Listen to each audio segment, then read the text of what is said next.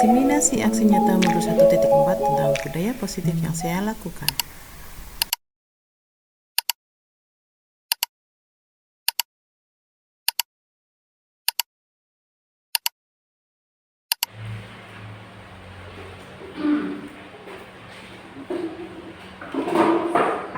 Assalamualaikum warahmatullahi wabarakatuh. Waalaikumsalam warahmatullahi wabarakatuh. Yang terhormat Ibu Darawati SPDAUD selaku Kepala Sekolah TK Berdiri Jawa serta rekan-rekan guru teman sejawat dari TK Berdiri Jawa dan Alhamdulillahirabbil alamin wassalatu wassalamu ala asyrofil anbiya'i wal mursalin sayyidina Muhammadin wa ala alihi washabihi ajma'in amma ba'du. Marilah kita menjadikan puji syukur kehadirat Allah Subhanahu wa taala yang mana pada hari ini kita diberikan nikmat sehat dan nikmat sempat sehingga kita dapat melaksanakan acara diseminasi aksi nyata budaya positif yang dilakukan oleh Ibu Puji Lestari SPD sebagai CGP Angkatan 11. Semoga acara pada hari ini dapat berjalan dengan lancar. Amin amin ya rabbal alamin. Yang kedua kalinya, sholawat serta salam senantiasa tercurahkan kepada junjungan kita Nabi Agung Muhammad Shallallahu Alaihi Wasallam yang kita harapkan syafaatnya di yaumil qiyamah nanti. Allahumma amin. Untuk mempersingkat waktu, perkenankan saya selaku pembawa acara akan membacakan susunan acara pada hari ini. Yang pertama pembukaan, yang kedua sambutan dari kepala sekolah, yang ketiga acara inti, dan yang keempat atau yang terakhir penutup. Marilah acara pada hari ini kita buka bersama dengan membaca basmalah. Bismillahirrahmanirrahim. Semoga dengan membaca basmalah bersama acara pada hari ini dapat berjalan dengan lancar. Amin. Meningkat acara yang selanjutnya yaitu sambutan dari Kepala Sekolah TK Pertiwi Kejawan kepada Ibu Darawati SPD AUD, dipersilakan. Bismillahirrahmanirrahim. Assalamualaikum warahmatullahi wabarakatuh. Waalaikumsalam warahmatullahi wabarakatuh. Teman guru yang kami hormati, pertama-tama marilah kita panjatkan puji syukur atas kehadirat Allah Subhanahu wa taala, di mana alhamdulillah pada siang hari ini dalam acara diseminasi aksi nyata dengan budaya positif, alhamdulillah yang dilaksanakan oleh teman kita, guru kita yaitu Bu Puji Lestari. Siang ini mudah-mudahan acara berjalan dengan lancar. Alhamdulillahirabbil alamin wa bihi nasta'in wa ala umuri dunya wa din wassalatu wassalamu ala asrofil anbiya'i wal mursalin wa ala alihi wa sahbihi ajma'in amma ba'du. Pertama-tama marilah kita panjatkan puji syukur atas kehadirat Allah Subhanahu wa taala, Tuhan yang Maha Kuasa. Mudah-mudahan teman kita Bu Puji yang sedang menjalankan tugas CGP diberi kelancaran, diberi kesehatan dari awal sampai akhir dalam menjalankan tugas diseminasi aksi nyata dalam budaya positif. Salawat serta salam senantiasa tercurahkan kepada baginda Nabi Agung Muhammad Sallallahu Alaihi Wasallam. Teman-teman yang kami hormati, kami hanya bisa menyampaikan selamat kepada teman kita dan terima kasih atas kehadiran semua yang hadir di ruangan ini di siang hari ini. Mudah-mudahan semuanya berjalan dengan lancar. Hanya itu saja yang bisa kami sampaikan. Mohon maaf kurang lebihnya. Akhir qauli, wassalamualaikum warahmatullahi wabarakatuh.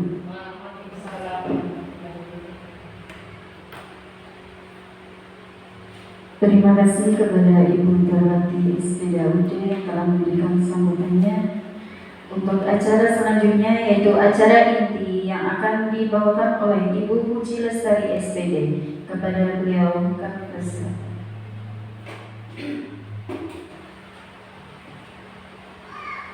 Terima kasih ya teman-teman. Selamat siang semuanya. Siap. Selamat siang. Yang semangat dong. Selamat pagi. Semangat pagi. Pagi, pagi, pagi. Biar lebih semangat. Semangat pagi. Pagi, pagi, pagi. Luar biasa. Ya, alhamdulillah pada siang hari ini saya akan melaksanakan diseminasi aksi nyata ini modul 1.4 tentang budaya positif. Semoga dari diseminasi aksi nyata ini membawa manfaat bagi kita semua dan tujuan kegiatan ini menyebarkan pemahaman tentang budaya positif di sekolah. Next. Nah, budaya positif ini adalah budaya positif di sekolah ialah nilai-nilai, keyakinan-keyakinan dan kebiasaan-kebiasaan di sekolah yang berpihak pada murid agar murid dapat berkembang menjadi pribadi yang kritis, penuh hormat dan bertanggung jawab. Nah, di sini terkadang memang dari kebiasaan yang di rumah mungkin karena kekurangan perhatian dari orang tua, karena kesibukan orang tua sehingga dan lingkungan dari keluarga yang kurang mendukung atau lingkungan yang masyarakatnya yang mungkin memang banyak ada di sekitar orang-orang mungkin yang berbudaya negatif sehingga membawa atau menularkan budaya negatif tersebut pada anak-anak kita terutama ya. Nah di sekolah makanya di sini saya akan memaparkan tentang budaya positif yang nantinya akan menjadi kebiasaan dari anak melalui kegiatan pembiasaan yang ada di sekolah. Next. Nah, dari budaya positif tersebut, di sini ada disiplin positif dan nilai kebajikan universal, teori motivasi, hukuman dan penghargaan atau restitusi. Yang ketiga ada keyakinan kelas, kebutuhan dasar manusia dan dunia berkualitas. Yang kelima, 5 posisi kontrol dan yang terakhir segitiga restitusi. Next. Yang pertama dulu, disiplin positif dan nilai kebajikan universal. Disiplin positif adalah menumbuhkan disiplin yang didorong dalam diri anak tanpa hukuman dan hadiah dengan menerapkan disiplin yang sebenarnya bukan karena ingin dipuji, diberi hadiah atau takut kena hukuman. Namun disiplin ini muncul dari dalam diri karena motivasi yang berasal dari dalam diri. Nah, dari kata-kata tersebut ini anak-anak ini disiplin tapi ternyata ada motivasi di belakangnya. Nah, ada iming-iming karena takut hukuman atau karena kepengen diberi hadiah. Nah, itu sebenarnya tidak semua hukuman atau hadiah itu juga positif, ya. Yang paling benar, disiplin itu muncul dari dalam diri sendiri, dari dalam diri anak tersebut karena rasa tanggung jawabnya. Nah, di sini nilai kebajikan universal antaranya ada empati, suara hati, kontrol diri, rasa hormat, kebaikan, toleransi dan keadilan. Next. Selanjutnya ada motivasi hukuman dan penghargaan restitusi. Nah, sebentar. Ini harus lewat. Dari Diana Gosens dalam bukunya Restruction School Discipline menyatakan ada 3 motivasi perilaku yang tadi sudah disebutkan ya. Untuk menghindari ketidaknyamanan atau hukuman, motivasi ini bersifat eksternal karena ada dukungan dari luar. Menghindari ketidaknyamanan atau hukuman karena takut hukuman tadi. Yang kedua, untuk mendapatkan imbalan atau penghargaan dari orang lain. Nah, ini juga termasuk motivasi yang bersifat eksternal, ada iming-imingnya. Nah, yang ketiga, untuk menjadi orang yang mereka inginkan dan menghargai diri sendiri dengan nilai-nilai yang mereka percayai. Nah, ini merupakan motivasi yang membuat seseorang ini menjadi memiliki rasa disiplin positif karena motivasi ini bersifatnya internal, bukan dari eksternal. Tadi yang saya sudah bilang bahwa motivasi yang sebenarnya itu harus berasal dari dalam diri sendiri, keluar secara natural, tidak karena takut hukuman atau karena mendapatkan imbalan atau pujian. Next. Nah, untuk hukuman, konsekuensi dan restitusi. Di sini ada perbedaan ya, Bu. Ada hukuman, ada konsekuensi dan restitusi. Perbedaan hukuman dan konsekuensi. Kalau hukuman itu adalah sesuatu yang menyakitkan, perlu terjadi dan sifatnya mendadak. Kalau konsekuensi ini sudah disepakati bersama dan pelanggar dibuat tidak nyaman untuk sementara. Paham ya? Untuk perbedaan hukuman, kalau hukuman itu bersifatnya biasanya fisik. Nah, kalau anak terlambat sebelum masuk ke sekolah atau ke kelas, silakan lari dulu 5 kali atau 2 kali. Itu bersifat fisik, jadinya hukuman. Kalau konsekuensi itu sebelumnya sudah dijadikan, ada kesepakatan sebelumnya dibikin. Kalau misalnya nanti atau besok kamu terlambat, kira-kira besok kamu mau apa? Itu sudah ada konsekuensi, sudah ada perjanjian sebelumnya.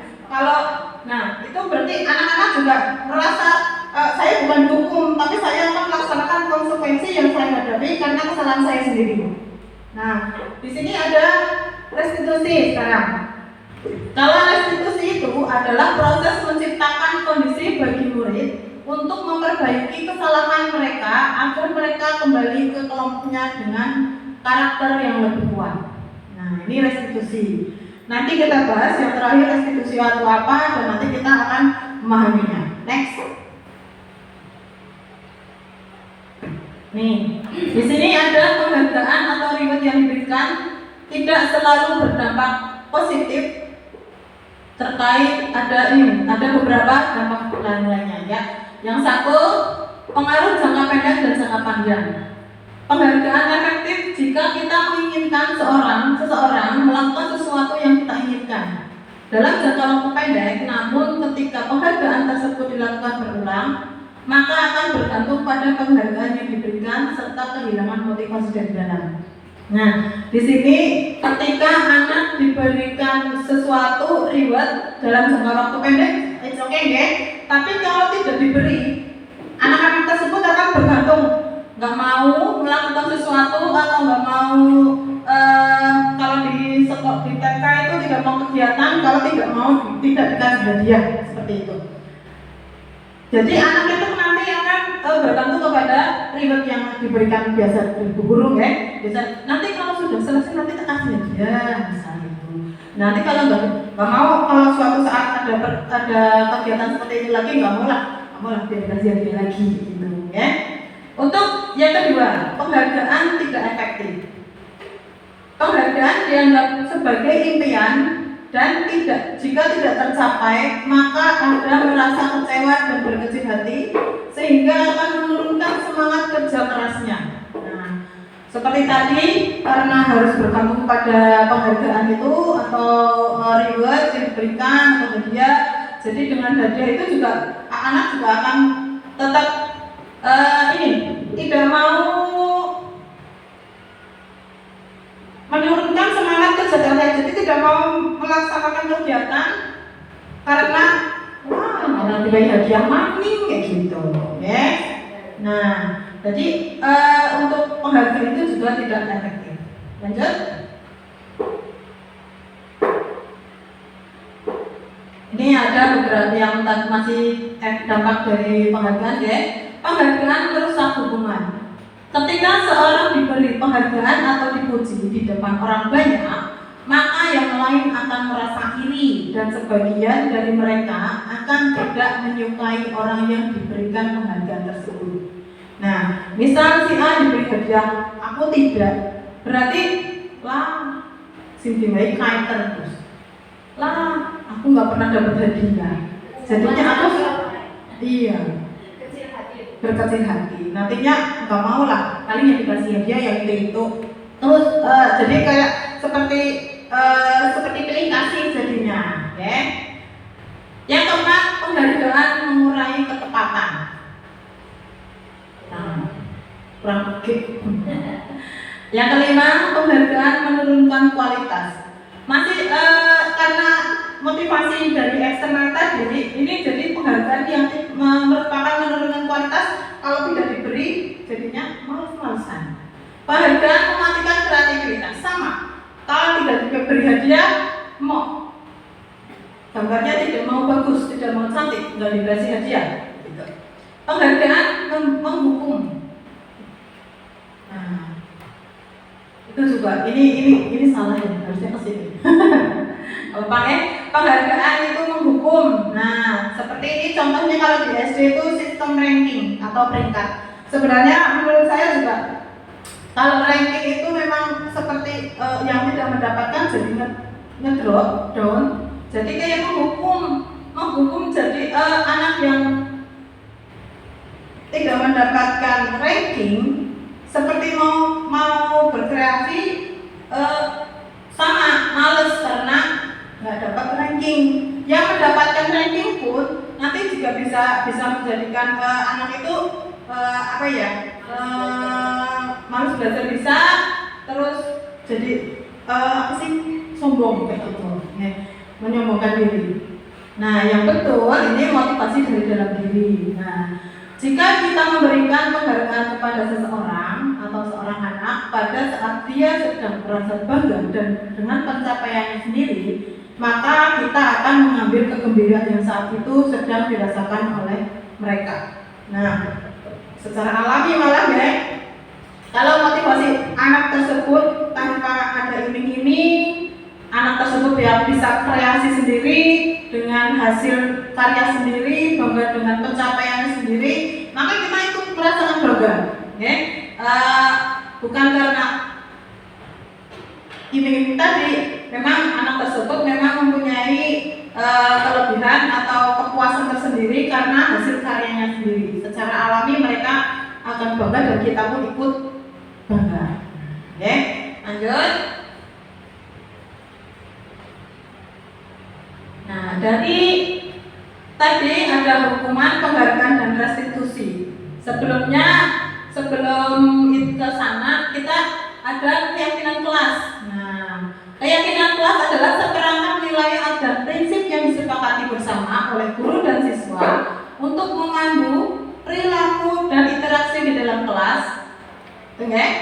Keyakinan kelas merupakan aturan dan norma yang dibuat oleh guru dan siswa secara bersama-sama untuk menciptakan lingkungan belajar yang kondusif. Keyakinan kelas disusun dengan menggunakan bahasa universal, mudah dipahami dan diletakkan di tempat yang mudah dibaca. Nah, di sini kalau sebelum kegiatan dimulai, biasanya ada kesepakatan kelas, ada keyakinan kelas. Contohnya tidak membuang sampah di tempat yang tidak diperbolehkan. Dan di sini kata-kata yang digunakan juga positif, bukan jangan.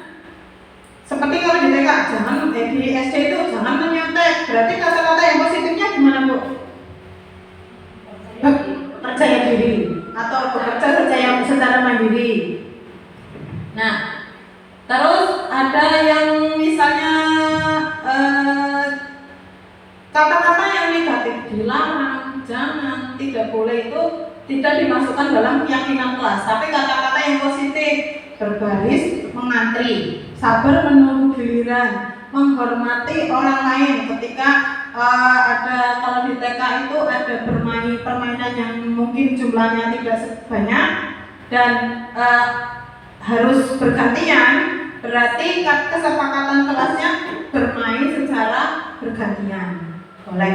Dan kata-kata tersebut itu disepakati secara bersama-sama dari murid dan guru. Sebelum ada kegiatan kelas, kita sepakati dulu kira-kira kesepakatan kelas apa yang mau kita gunakan. Nah, next. Dan nanti keyakinan kelas itu boleh dicetak Dan nah ini contohnya Bu. Ini contoh keyakinan kelas dari TK Pertiwi Pejawar, ada 3S, salam senyum, salam sapa, sabar menunggu giliran, meminta maaf dan bila bersalah, membuang sampah di tempat sampah, dan menghormati orang lain. Sebenarnya kata-kata itu masih banyak bisa dicari bersama-sama. Nah, di sini ada yang selanjutnya, ada kebutuhan dasar manusia dan dunia berkualitas. Ada 5 atau 4 kebutuhan dasar manusia. Yang pertama itu kebutuhan dasar untuk bertahan hidup. Kebutuhan dasar yang satu ini adalah kebutuhan yang bersifat fisiologis untuk bertahan hidup, misalnya makanan, pakaian, istirahat, tempat berlindung, keamanan, dan kesehatan. Ini berarti semua manusia pasti ingin bertahan hidup, ya. Yang kedua, kasih sayang dan rasa diterima. Nah, ini kebutuhan untuk diterima. Kebutuhan ini termasuk kebutuhan psikologis seperti rasa diterima, dipedulikan, berbagi, bekerja sama, saling mengasihi, disayang menyayangi, gitu, okay? Siapa yang tidak ingin disayangi? Pasti semua orang kepengen disayangi, kepengen diterima di semua lingkungan, tidak merasa dicuekin lah, seperti kayak dikucingkan gitu, okay? Lanjut. Ada 5, betul. Yang ketiga, kekuasaan dan penguasaan. Nah, ini kebutuhan pengakuan atas kemampuan. Kebutuhan ini berhubungan dengan kekuatan seseorang untuk mencapai sesuatu, menjadi kompeten, menjadi terampil, memimpin, berprestasi, diakui dan didengar. Nah, di sini terkadang kepengen kayak pengakuan gitu, ketika mengutarakan pendapat, ya kepengen dihargai, paling didengar, tak minimal didengar, deh. Terus kalau berprestasi itu setiap orang sebenarnya punya prestasi masing-masing, cuman bedanya beda di bidangnya. Yang keempat, kebebasan. Nah, di sini kebutuhan akan pilihan, bebas memilih. Kebutuhan untuk bebas adalah kebutuhan yang mandiri, otonom, memiliki pilihan, mengembangkan daya lenturnya dan mampu mengendalikan arahnya sendiri. Jadi bebas menentukan pendapat, bebas menentukan pilihan. Yang kelima, kesenangan. Nah, kebutuhan untuk merasa senang. Kebutuhan akan kesenangan adalah kebutuhan yang untuk mencari kesenangan, humor, bermain, bersenang-senang, bergembira, antusiasme dan tertawa. Nah, tadi ada berarti 5. Ada 5 kebutuhan dasar manusia. Next. Nah, di sini ada selanjutnya ada teori posisi kontrol. Terdapat 5 posisi kontrol dalam penerapan disiplin. Ada penghukum, ada pembuat merasa bersalah, ada sebagai teman, pemantau, dan manajer. Next. Di sini ada 5 posisi kontrol dalam penerapan. Yang satu itu menghukum, biasanya menggunakan hukum verbal atau fisik. Nah, misalnya ada anak yang mencoret-coret tembok.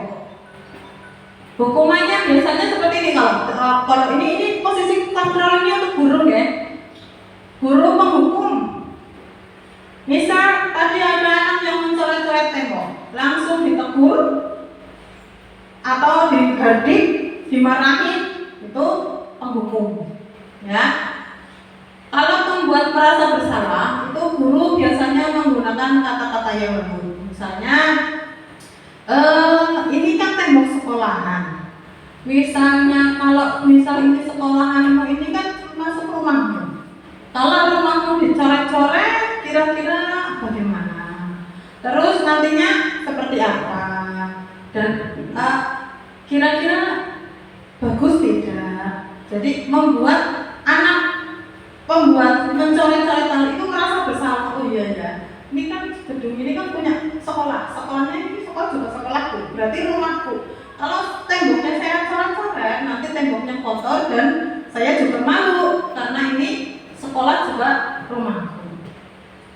Yang ketiga, sebagai teman, menggunakan hubungan baik dan humor untuk mempengaruhi seseorang. Nah, tadi kasusnya mencoret-coret tembok. Jadi kita memposisikan diri sebagai teman, jadi bahasanya juga sebagai bahasa teman untuk menegur anak tersebut. Nah, misal nih, Anin, itu kenapa sih temboknya kok dicoret-coret? Nah, jadi bahasanya itu lebih ke anak-anak. Kita bisa menggunakan bahasa tidak kasar, halus, tapi ngena. Nah, yang selanjutnya ada memantau. Nah, ini berarti mengawasi dari jauh. Nah, ini Amin nih yang nyeret-nyeret tembok nih, gitu. Berarti diawasi dulu. Nah, besok lagi diawasi lagi. Oh, Amin, oh ya, tidak langsung ditegur tapi cuma diawasi. Dan yang paling betul, posisi guru itu sebagai manajer.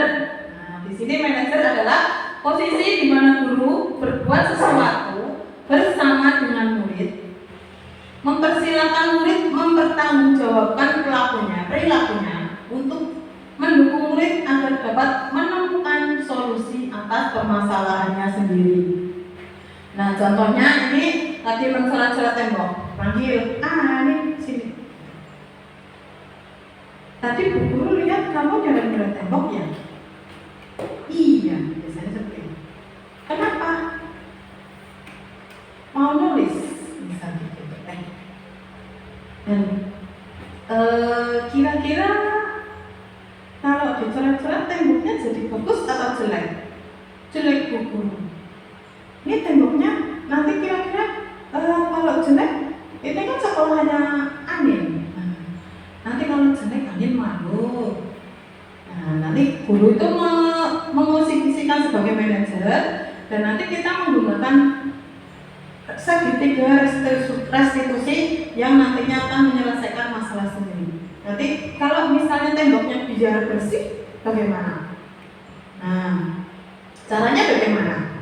Gitu. Kalau temboknya bisa dihapus, bisa. Anak pasti bisa dihapus. Kalau temboknya nggak bisa dihapus, gambarnya gimana? Anak akan berpikir bagaimana cara solusinya sebagai saya mencoret-coret tembok biar temboknya itu terlihat cantik lagi. Anak akan berpikir. Nah, nanti kalau sudah selesaikan masalahnya, jadi anak akan mempertanggungjawabkan perbuatannya dengan secara alami, secara bertanggung jawab tadi, ya, rasa tanggung jawabnya keluar secara alami. Dan guru di sini tidak menyelesaikan masalah itu dengan kekerasan, dengan lembut, mencari masalahnya, dicari solusinya, dan nanti akan selesai dengan baik. Oke, lanjut. Nah, di sini ada segitiga restitusi untuk penyelesaian masalah yang seperti tadi kasusnya mencoret tembok. Caranya yang ke-1 itu ada menstabilkan identitas. Yang kedua ada validasi tindakan yang salah. Yang ketiga menanyakan keyakinan. Coba next word. Nah, di sini ya, restitusi, proses menciptakan kondisi bagi murid untuk memperbaiki kesalahannya sehingga karakter mereka lebih kuat ketika kembali pada kelompoknya. Lanjut. Nah, tadi ada 3 tahapan: menstabilkan identitas, validasi tindakan yang salah, dan menanyakan keyakinan. Coba next. Nah, ini langkah pertamanya. Tadi kasusnya itu kan Anin mencoret-coret tembok. Langkah yang pertama, menstabilkan identitas. Langkah pertama yang dilakukan pada segitiga restitusi, yakni pada bagian dasar segitiga adalah menstabilkan identitas. Jika anak berbuat salah, maka kebutuhan dasar mereka yang tidak terpenuhi. Tadi ada 5 kebutuhan dasar manusia ya. Ada kesenangan, ada 5 tadi, dari 5 tadi itu Anu itu mencoret-coret tembok itu sebenarnya mau apa sih? Kamu tuh butuhnya apa? Jadi guru itu harus mengetahui kenapa sih, makanya mencari apa tuh penyebabnya. Kenapa Anin coret-coret tembok? Ternyata Anin tadi kepengen menulis, mungkin jawabannya biasanya seperti itu. Anak kan secara natural akan menjawab kepengen menulis tapi videonya yang pengen besar. Tapi mungkin karena kertasnya kecil di rumah tidak punya buku gambar atau buku gambarnya kecil, jadi Anin kepengen meluapkan kreativitasnya, pengen media yang lebih besar, makanya menggunakan tembok. Nah, tapi karena ini termasuk kesalahan, ya. Lanjut. Nah, validasi tindakan yang salah. Konsep langkah kedua ini adalah kita harus memahami kebutuhan dasar yang mendasari tindakan anak berbuat kesalahan. Menurut teori kontrol, semua tindakan manusia baik buruk pasti memiliki maksud dan tujuan. Oke. Tadi sudah di kebutuhan dasar tadi ya, validasi tindakan salah. Nah, ini mencari anak kebutuhan apa sih yang sedang dibutuhkan oleh Anin sehingga harus mencoret-coret tembok. Nah, lanjut. Yang ketiga adalah menanyakan keyakinan. Mereka mampu menyelesaikan masalah dengan motivasi internal dan bertanggung jawab terhadap pilihannya. Tadi menanyakan tembok, mencoret-coret tembok setelah diketahui permasalahannya, divalidasi tindakannya yang salah apa, menstabilkan tadi yang pertama ya, ini yang ketiga menanyakan keyakinan.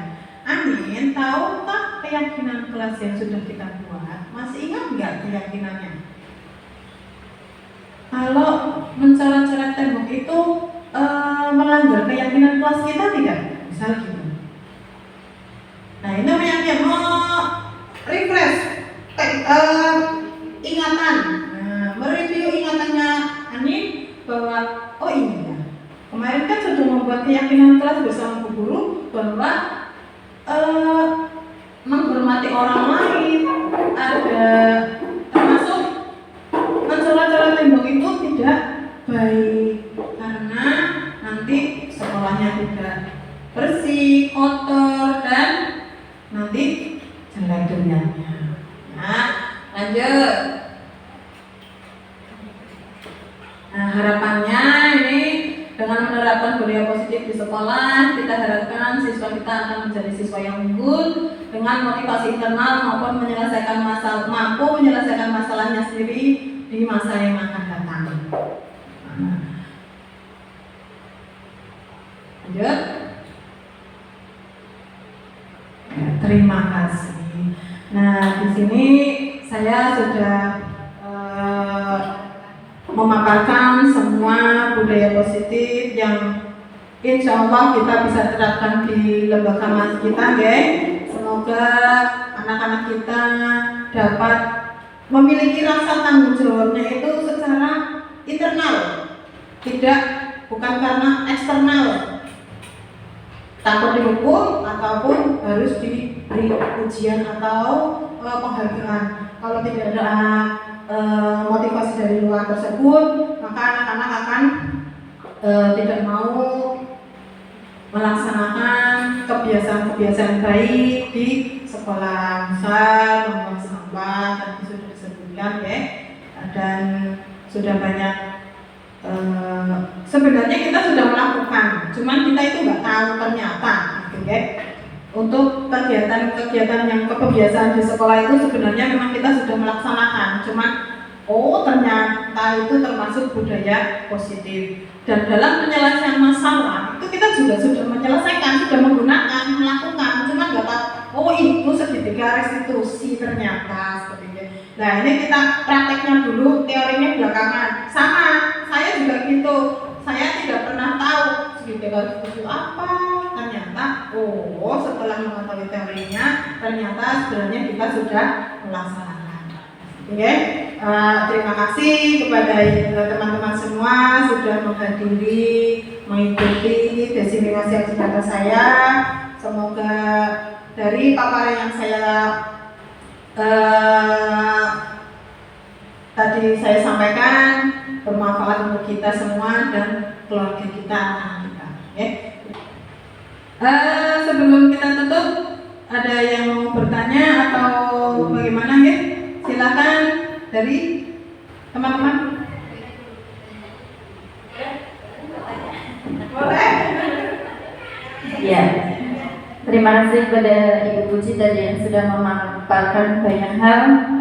Saya hanya ingin memperkuat sebetulnya bagaimana sih pendapat Anda tentang untuk menumbuhkan rasa tadi disiplin yang positif dan juga rasa hormat anak kepada gurunya. Sedangkan pada zaman sekarang itu anak-anak itu rasa hormat kepada guru itu sudah mulai berkurang ya.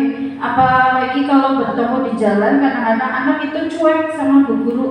Kadang-kadang cuma melirik dong, kadang-kadang malah tidak mau menyapa kalau kita tidak menyapa duluan. Nah itu cara menumbuhkannya itu bagaimana agar ini perilaku yang positif juga dipertanam ya. Terima kasih. Ya, terima kasih atas pertanyaannya. Mungkin dari tadi hanya teori ya, menciptakan atau menumbuhkan budaya positif. Nah, di sini dari pertanyaan dari Bu Betty, menumbuhkan rasa hormat. Tadi kan ada ya di keyakinan kelas itu kan ada senyum, salam, sapa. Nah, di situ kita bisa terapkan, dijelaskan senyum, salam, sapa itu seperti apa. Dan memang karena di sekolahan kita sudah memberikan pengetahuan tentang pentingnya senyum, salam, sapa. Tapi terkadang kalau memang sudah di luar, itu memang nggak tahu kenapa, karena pengaruh dari teman-temannya yang di luar begitu. Tapi ada juga yang kalau memang ketemu bu guru itu galik-galik bu guru, itu memang ada. Berarti tidak semua siswa seperti itu, ya. Itu tergantung dari lingkungan. Kadang memang dari orang tuanya ada yang mendorong, itu bu guru salim, itu bu guru salim. Tapi ada orang tuanya juga cuek, bu guru kan bu guru. Jadi memang dari dorongan dari orang tua juga penting, dan dari sekolah memang harus kita terapkan salim, kalau bertemu bu guru senyum atau disapa, dipanggil, itu sudah saya terapkan di kelas. Waktu itu ya, begini ya, kalau ketemu bu guru itu salim, senyum. Masa ketemu bu guru merangut, kadang malah melirik kayak gitu. Nah itu memang harus diterapkan, memang harus dijalankan itu setiap hari. Cekoki, cara bahasa Jawa itu memang harus dicekoki, karena di lingkungan luaran sana itu memang racunnya itu memang luar biasa, ya. Begitu Bu Betty. Ada yang lain? Ada yang mau bertanya lagi?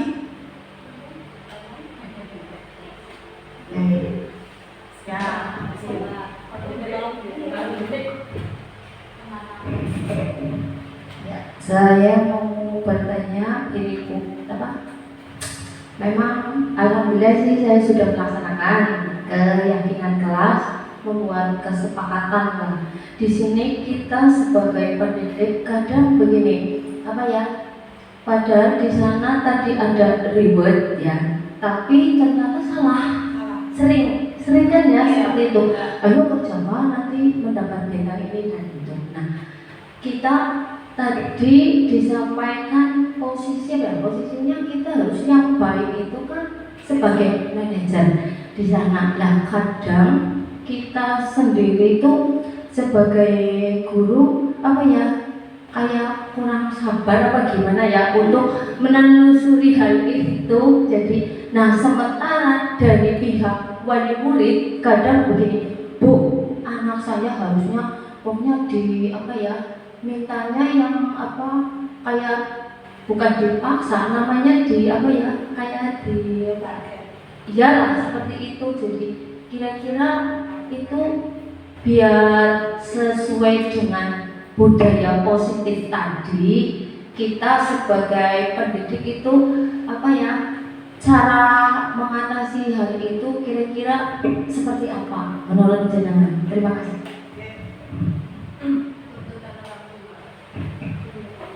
Terkadang di sekolah memang harus tadi kan ribet ya. Untuk ribet tersebut sebenarnya kalau mungkin kayak bintang sih kurang tapi memang kalau untuk di TK itu bintang itu sudah luar biasa.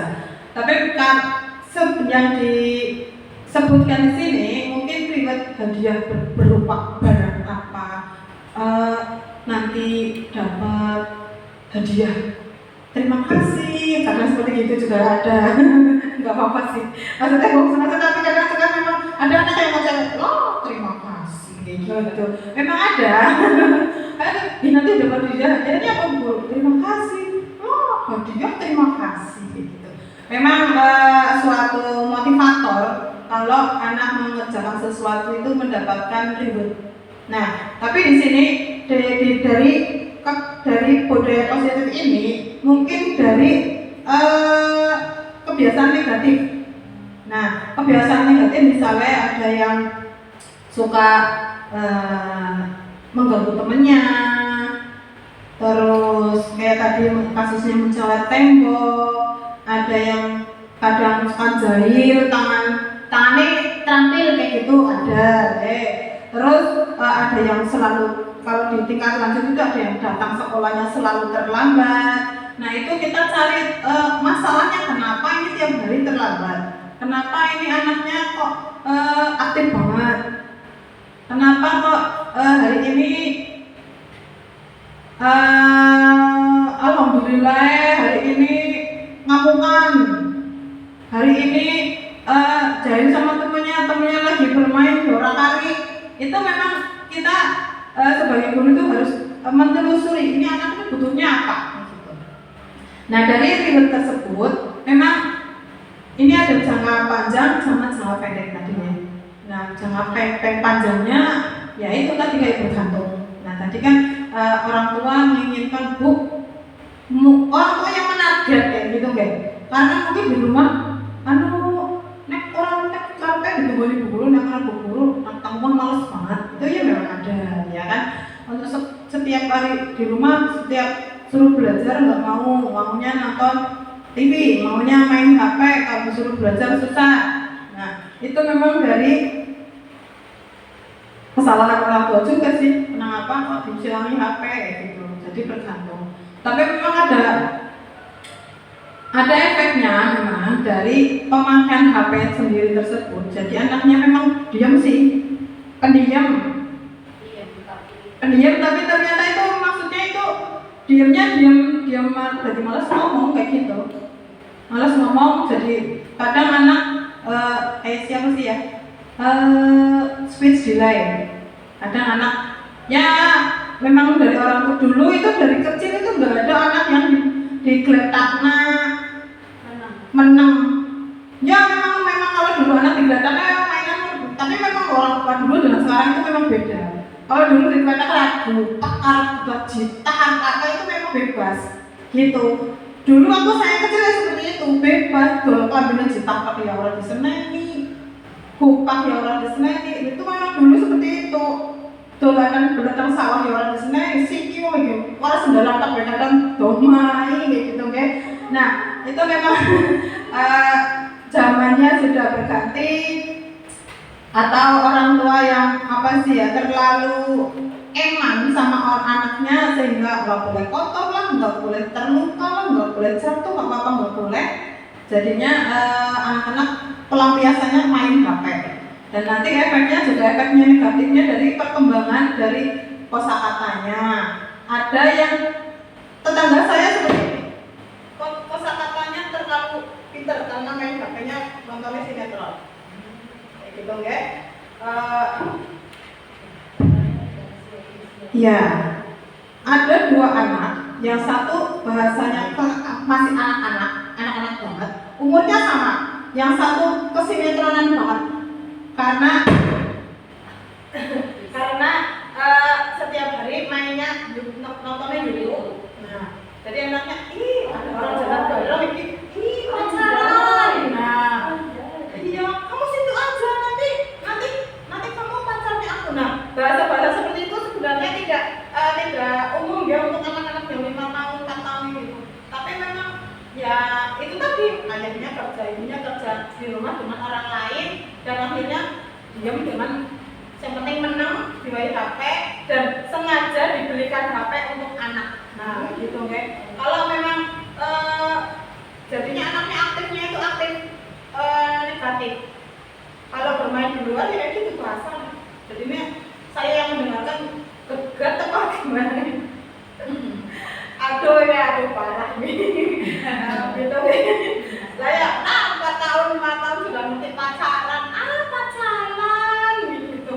Kata ya, itu minta dari HP karena memang di rumah bukan dari orang tua, orang rewake lah gitu. Kalau rewak kan yang penting menang, jadi nggak disambisi ya.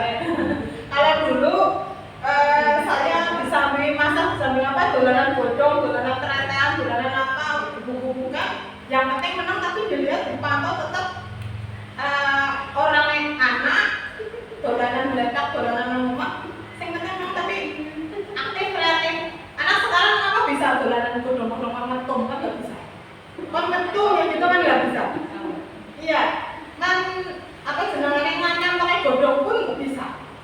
Ya karena memang dulu itu memang anak-anak memang kreatif secara alami. Bodong di dolanan pesona sekarang tuh boleh kan nggak boleh? Iya. Kalau dulu kan nggak boleh keperang ya dong, dolanan pesona ya keperang kayak gitu ya. Dolanan bodong-bodongan, sendiri, digawe boneka itu bikin sendiri dulu. Kalau sekarang apa-apa gitu ya. Memang dunianya sudah kebalik katanya. Istilahnya Z. Ngomongin space jelek, ngomongin kurang gaul di rumah. Putih tuh ya putih kalau nggak pernah main, tapi itu penuh HP. Ada temperamen, jadinya tantrum. Efeknya memang banyak dari HP. Tantrum, tidak bisa fokus ya. Kalau diajak ngomong pasti nggak bisa lihat orang yang ngajak ngomong kayak menatap, ya. Begitu Bu. Sudah cukup. Terima kasih dari saya. Assalamualaikum warahmatullahi wabarakatuh. Waalaikumsalam warahmatullahi wabarakatuh. Ya, tepuk tangan yang mulia untuk Ibu Puji yang hari ini sudah memberikan paparannya tentang budaya positif. Semoga apa yang disampaikan oleh Ibu Puji dapat bermanfaat untuk kita dan menambah pengetahuan kita tentang budaya positif yang sebenarnya sudah dilakukan namun kita belum tahu teorinya ini. Terima kasih kepada Ibu Puji. Semoga nanti diberi kelancaran untuk selanjutnya. Amin. Tibalah acara di penghujung ya. Tadi sudah dipapar, kita sudah mendapat ilmu semuanya. Terima kasih atas kehadiran teman-teman sejawat pada acara hari ini. Semoga semuanya sehat selalu, diberi kelancaran dan diberi keberkahan oleh Allah. Marilah acara pada hari ini kita tutup bersama dengan membaca hamdalah. Alhamdulillahirabbil alamin. Saya selaku pembawa acara mohon maaf yang sebesar-besarnya apabila dalam membacakan acara pada hari ini terdapat banyak kesalahan. Saya akhiri. Wallahul muwaffiq ila aqwamit thoriq. Wassalamualaikum warahmatullahi wabarakatuh. Waalaikumsalam.